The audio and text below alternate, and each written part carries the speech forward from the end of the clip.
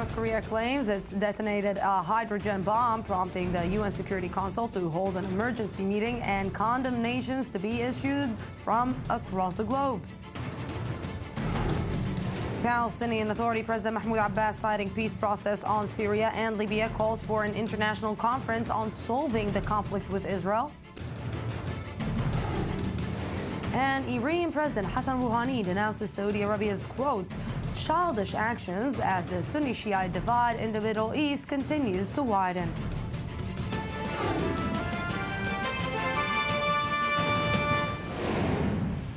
Welcome back to the news today. Amid the ongoing row between Saudi Arabia and Iran, former Minister Zarif accused Riyadh today of fueling sectarian tensions in the Middle East. This comes as Washington finds itself torn between a traditional ally and what it hopes will become a new one. I-24 News correspondent Shani Nakhshani has the story. Sunni-Shiite tensions remain high in the Middle East amid a major row between Saudi Arabia and Iran. On Wednesday, Tehran accused Riyadh of igniting the regional situation. Basically, the conditions of Iran, the great power of the region, and the civilization history of Iran is not so that childish actions of a country in the region would affect our path, our direction, and our targets. The feud is creating a ripple effect across the globe, including in Washington, where the world superpower seems torn between a traditional ally and what it hopes will become a new one in the wake of the nuclear deal signed in July. We're urging all sides to show some restraint and to not further inflame tensions that are on quite vivid display in the region. After Saudi Arabia executed last weekend senior Shia cleric Nimr al-Nimr, Iranian protesters ransacked the Saudi embassy in Tehran. This prompted Saudi Arabia to cut diplomatic ties with Iran, a move that has left the U.S. straddling the divide. Your Majesty, welcome, and let me once again reaffirm not only our personal friendship, but the deep and abiding friendship between our two peoples. Our differences are real, and the difficult history between our nations cannot be ignored. But it is possible to change. This deal offers an opportunity to move in a new direction. We should seize it. Sunni Saudi Arabia and Shia Iran are major rivals in the Middle East and back opposing sides in the conflicts in Syria and Yemen. Secretary of State John Kerry, who's promoting a peace plan for Syria, is concerned that the talks are in danger. Obviously, the last thing we'd want to see is for there to be an impact on that or any other significant regional issues by the tensions over the week. Kerry has spoken with high-ranking Saudi and Iranian officials in an attempt to bridge the gap. Otherwise, the U.S. may find itself facing a very tough diplomatic choice. And to understand where it's headed, Ali Wakat, senior Middle East analyst for I-24 News, is here with me. Good evening, Lucy. Where it's headed? I think, Lucy, that despite the letter of pardon of the Iranians, we should wait for the meeting of the Arab League next week in order to see whether the Arab world is fully and 100% supporting Iran. In this case, it will go for further escalation. Saudi Arabia will find itself leading the Arab Sunnite world against the Persian Shiite Iran. And in my opinion, it is going for the moment for more escalation. I don't see the escalation turning into a direct confrontation. The Syrian people and the Yemenite people will pay the price of this escalation, but for the moment I don't see any sign that is leading us towards reconciliation. You know, we're always talking about Saudi Arabia as the leading country in the Arab world, in the Muslim world, but let's say in the last few years we saw the situation of Saudi Arabia unstable.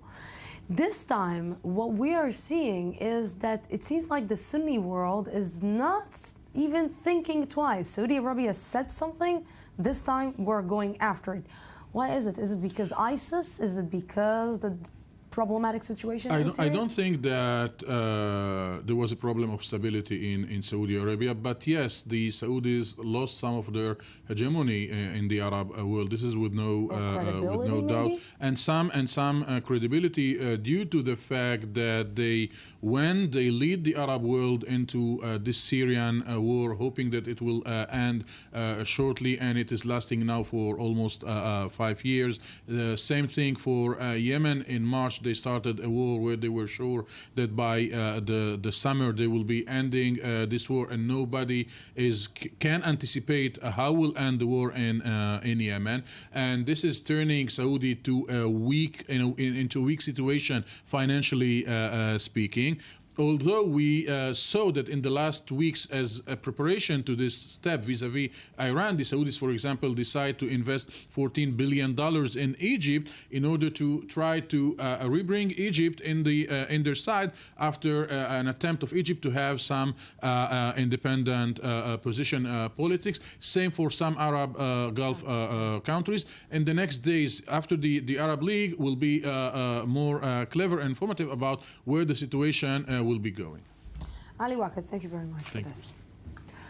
Let's go back to the region. Israel's police commissioner ordered the deployment today of a large number of forces to the so-called triangle cluster of northern Arab towns as the manhunt for Tel Aviv shooter Nashat Milham entered its 6th day. It comes a day after Mohammed Milham, the father of the suspect, was arrested on suspicion of being an accomplice to Friday's shooting that killed 2 Israelis. Nashat is also suspected of murdering an Arab taxi driver while he escaped the scene. And with me right now is Shai Ben Ari, I-24 News defense correspondent. Good evening. Thank you very much for joining me. So, no progress in the investigation so far, or no progress that we can actually talk about? There is, of course, a gag order still in force, despite a lot of information going around in the Israeli media and other places. So it's a bit tricky. We can say that we know that he is not thought to be in the greater Tel Aviv area. We know that there's a lot of focus certainly in the north in general. We'll allow ourselves to say that. A family member told Israeli media today that Nashat himself has a history of violence even within his own family, and that the family had made certain complaints to police in the past before this incident and sort of pointed a finger at them. There's also the issue of a certain telephone call, which may very well have taken place between Nashat's father and Nashat himself following the attack, apparently. The attorney for the family has admitted that such a call took place, mentioning that Nashat apparently told his father he was at Tel El-Shomer Hospital. A different family member later denied that this call took place, so there's a contradiction there. And there is, of course, the ongoing ordeal of family members of Nashat Milham. I saw today his brother on Israeli Channel 2 just bursting into tears. Right. He was crying his eyes out. He was saying that the situation is very horrible. He was actually saying to his brother, if he's watching him, to come back because the situation on the family and for the family is really intolerable. Right. It really is quite tragic. One brother, of course, released and giving that emotional testimony. Another brother is still in custody. We also know that even the mother has been interrogated a number of times this week for several hours. She even allegedly claims that there were certain allegations that the investigators perhaps threatened to demolish the family home if the location of Nashat Milham is not revealed. There appears to be a concerted effort to put pressure on the family in order to put pressure on Nashat Milham to really reveal himself or to turn himself in. As regards all the allegations that the family members themselves were somehow involved in this attack, it has to be said the father, for example, who was in custody, was a volunteer with police for many years. Certain members of the family are involved in village government. It doesn't really add up, that theory of events, and so it appears that this is some sort of pressure mechanism. Yes, Shai Ben Ari, thank you very much for this. The trial of a U.S.-based Muslim cleric, Fethullah Gulen, kicked off today in Turkey, a former ally turned enemy of President Tayyip Erdogan. Gulen is accused of attempting to overthrow the government by masterminding corruption inquiries in 2013 that targeted high-ranking officials. Uri Shapira reports. Turkey is judging one of President Tayyip Erdogan's biggest rivals, but he himself won't be present at the trial.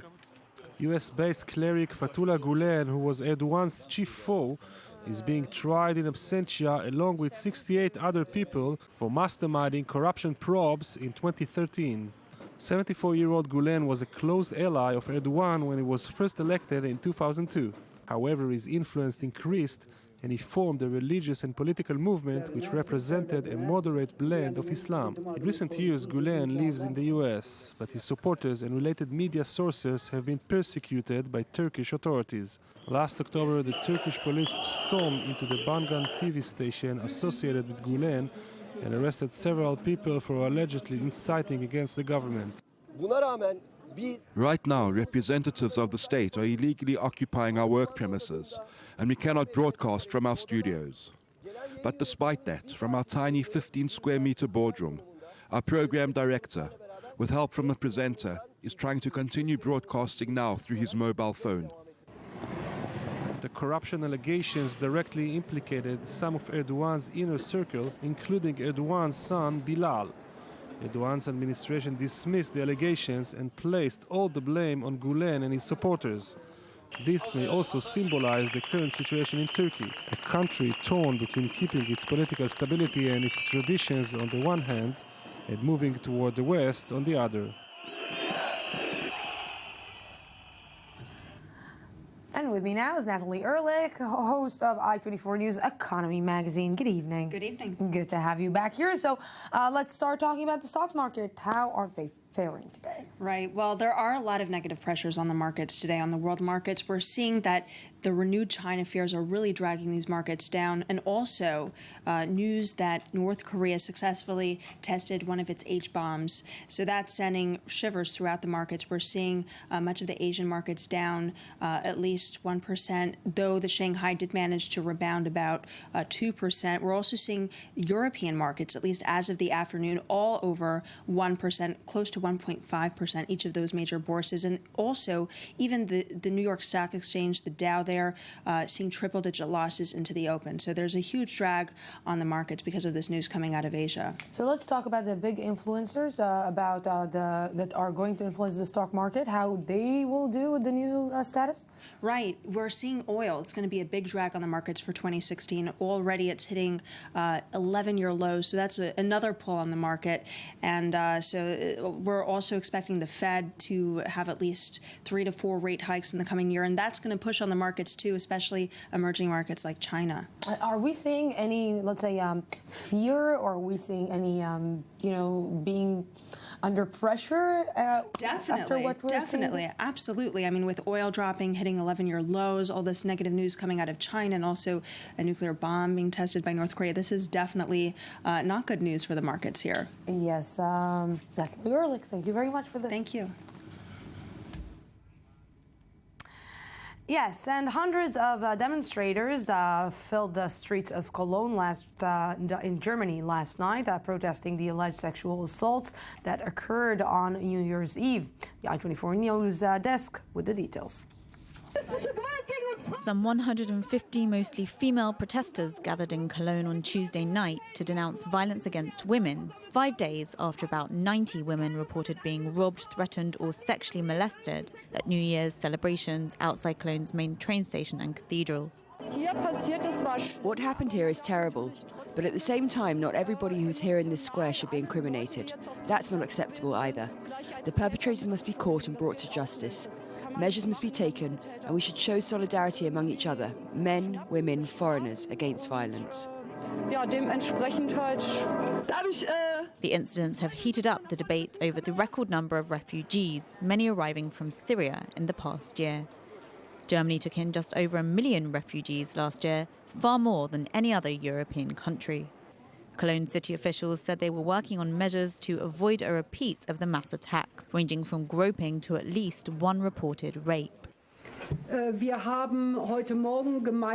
This morning, we developed measures together with the aim to never ever see such incidents here again. That's very, very important to us. But it is equally important that we will not have our carnival celebrations taken from us by such incidents. Police said they didn't yet have any clues into who was behind the attack. So far, we have no suspects, meaning that we don't know who the assailants are. The only thing we know is that the police officer on site witnessed that there were mostly young men involved, aged between 18 and 35, who originate from North Africa, the Arab world. This statement corresponds with the testimonies from the victims. They too described the potential perpetrators exactly like that. German leaders have expressed shock over the dozens of apparently coordinated sexual assaults, but warned against anti-migrant scapegoating. Chancellor Angela Merkel has called for a thorough investigation of what she described as disgusting attacks. Tomorrow is the one-year anniversary of the attacks on the Charlie Hebdo offices in Paris. To mark the occasion, the satirical weekly released an edition today featuring a representation of God armed with a gun, a cover that was condemned by the Vatican. The Charlie Hebdo attack was followed 2 days later by the killing of 4 people at a kosher supermarket. Here's a look at the state of French Jewry 12 months on. January 9th, 2015. Just 2 days after the Charlie Hebdo attacks, police storm a Jewish supermarket in Paris where a gunman is holding customers and staff hostage. He kills 4 people before being shot dead by police. The store has since been repaired, repainted, and reopened, and the Jewish community has tried to move on as best it can. I'll be very honest with you. We can never forget what happened. This will never, ever, ever leave our memory. But that doesn't mean it's the end of our life in France. People are saying that French Jews want to return to their country of origin, which is Israel. But France is our country too, after all, so we're also staying. France's Jewish community counts some 600,000 people, making it the largest in Europe. But immigration to Israel has reached record highs. Concerns over safety and financial uncertainty are the main reasons cited for the rise in numbers, but the Jewish agency, which oversees the immigration process, says it's too soon to link it to the attack. I think it's difficult to tie the 2015 numbers to the January attack on the Hyper Cacher. I don't think the consequences are that immediate. The general climate has led to the rise in immigration numbers over the past 3 years. Security measures have since been reinforced in Jewish schools and synagogues, with police and military forces stationed outside. The supermarket also remains under close watch, but business has slowly picked up. The second time I went in, there was a group of kids, because there's a Jewish school nearby. There were about 15 teenagers who came in to buy just 3 packs of sweets. They walked in as if nothing were wrong, and I thought, well, that's life too, buying sweets every day when we feel like it. Millions of people paid tribute to the victims of both attacks last year in an unprecedented march. A series of events are also planned this year, including a ceremony at the Place de la République, where last year's gathering was held. Another will be held in front of the Hyper Cacher in honor of the 4 Jewish victims. It is one of the biggest and ongoing mysteries relating to Jewish history. What happened to the 190 missing pages of the Aleppo Codex, one of the oldest and most accurate manuscripts of the Jewish Bible? I-24 News correspondent Or Shapira has more. It may be the most sacred manuscript known to the Jews and to Christians as well. The Aleppo Codex is one of the oldest and most accurate versions of the Old Testament. The Aleppo Codex was written in the land of Israel in the 10th century CE, and even though it's called the Aleppo Codex, it was produced in Israel, and only in the 12th century the manuscript was brought in Egypt. The manuscript was touched, used, and studied by the Maimonides, by the great Rambam. For hundreds of years, the Codex was kept in a synagogue in the Syrian city of Aleppo. In 1947, after a UN resolution established the State of Israel, anti-Jewish riots erupted in Syria, and the Aleppo synagogue was burned down and destroyed. The Codex, however, was smuggled out, kept in a safe place until arriving in Israel in 1958, when it was handed to then President Yitzhak Ben-Zvi. It became the property of the Ben-Zvi Institute in Jerusalem, but the Codex is significant not only for what's inside it, but also for what's missing. some 190 pages of priceless text. Judging from the evidence that I uncovered, that the book is most likely to have reached Israel intact, and that whatever happened to the book happened after it reached Israel. I think that's the most likely scenario. Professor Eyal Ginao, director of the Ben-Zvi Institute, disagrees, suggesting the pages were lost during the 1947 riots in Syria. If parts of the Codex were lost after 1947 and were sold or kept in private collections, etc., I suppose that with the following of, the passing of 70 years, somewhere on the globe, parts of these lost pages would surface. In these two cases, those who held these pages claimed that their ancestors actually found it on the floor of the synagogue. Friedman, however, does not rule out the possibility that the Ben-Zvi Institute itself had something to do with the disappearance of the precious pages. In an article, he highlighted that members of the Institute have resisted any investigation while failing to produce any evidence to dispel the suspicions. If you look into the story of the Codex, as I did, you find that many manuscripts are missing from the Ben-Zvi Institute, and that they went missing around the time that the Aleppo Codex reached the Institute. And the Institute itself says that the disappearance of their manuscripts is related to the activities of someone who was the director of the Institute. Let me be very clear about this. I don't have anything to hide. If a formal investigation would be conducted, we would be happy to assist. Equally contentious is the issue of ownership. Avi Dabach, a filmmaker who wants to make a documentary about the Codex, has conducted research into the matter. He believes that the Codex belongs to the Syrian Jewish community, which was forced out of Syria. In the 1960s, the Jews of Aleppo sued the people who brought the Codex to Israel, claiming that it belonged to them for decades before being taken away in very problematic ways. The Israeli authorities decided to confiscate this item and then, from a position of strength, force an agreement on the community. It happened in many other cases as well. 58 years after it returned to Israel, the mystery surrounding the Aleppo Codex still haunts members of the Syrian Jewish community. For them, and for many others, the Codex saga is still ongoing. Ori Shapiro, I-24 News correspondent, for very interesting stories, is here with me. Thank you very much. Good evening. Thank you very much for joining me. So, Ori, a lot of our viewers don't really understand what the big fuss is all about. Why is it so important, and what is the Aleppo Codex? Well, the Aleppo Codex is perhaps the most significant manuscript of the Jewish people. You can say it's kind of a prototype of the Jewish Bible, and until today, it's considered something that was imitated or was the basis of all the other Bibles. Can we say that it's like a better version of the Bible? No, it's not a better version.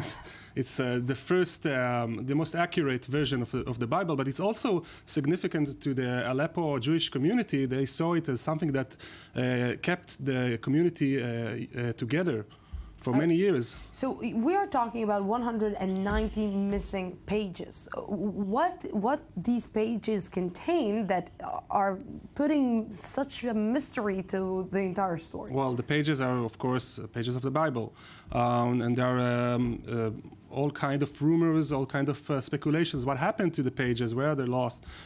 And some speculations, as we saw, said that the pages were lost in Israel, and some said that they were lost in Aleppo, in Syria. Or maybe in Egypt, where it also traveled. I don't see. No. For years, it was kept in Aleppo, in the synagogue. It was safe. It was completed, and they found out that about the lost pages only when it arrived to Israel. Very interesting story. It reminds me the Da Vinci Code, by the way. Yeah, it's very similar. A really interesting story for maybe the next thriller that we will write after we will stop working in journalism, maybe. It's a fascinating story, no doubt. Ori Shapiro, thank you very much for this. Thank you. Twitter is reportedly building a new feature that will allow users to post tweets as long as 10,000 characters, well beyond its current 140 character limit. According to technology news website Recode, the company may launch the service by the end of the first quarter. The new limit, which could yet change, would allow a tweet of more than 1,000 words. Yes, it's like writing an article on Twitter. So why Twitter is different than Facebook? Ayman Siksik, explain to me. Good evening, Lucy. Well, I'm here. You didn't come to speak about that. No, I'm here to talk about something far more exciting. Yeah. Fashion, Lucy. For the first time, we're talking about fashion on the news today. This is a great new year, isn't it? It is. And we're talking about a fashion in hijab world. That's right. And in the Muslim world with kalabia and all other traditional customs. When I say to you Dolce & Gabbana, what's the first thing that comes to your mind? Couture. Hot couture, sexy dresses, very revealing, very cutting edge. But you don't think hijab and abaya, do you? No, Dolce & Gabbana, I don't think hijab and abaya. Maybe Palestinian, some kind of Palestinian fashion house or a Middle Eastern fashion house. But maybe no, Israeli one. Maybe an Israeli one won't survive that long. But the Sicilian duo Dolce & Gabbana, as you can see in these beautiful images, have a new line for Muslim women of abayas and hijabs. Abayas are, of course, the dresses that cover the entire body, and hijab is the head cover. And they are really putting their mark on it with that hand-sewn lace of Dolce & Gabbana, the flowers and the daisies, right? And they can fit, this is part of what Dolce & Gabbana is doing, they can fit for women who are not Muslim as well, but mainly the Muslim women. And people are saying this promotes Islam into the hearts of everyone and makes it acceptable again. But let's not get too excited, because really the real reason here is business.